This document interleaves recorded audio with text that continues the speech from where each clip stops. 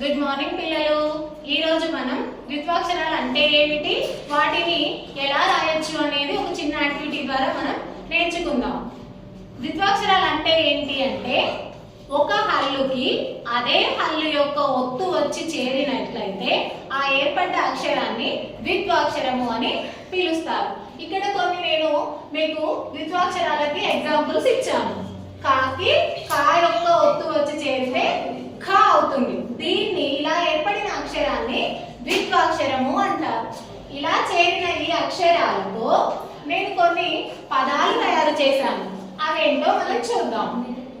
First one మొక్కలు. కా అనేది ద్విత్వాక్షరం. ద్విత్వాక్షరంతో ఏర్పడిన 3 అక్షరాల పదం ఇది. అలాగే రెండవది గుగ్గిలం. అలాగే మూడవది అచ్చులు. తర్వాత అన్నము. ఆ తర్వాత అమ్మాయి.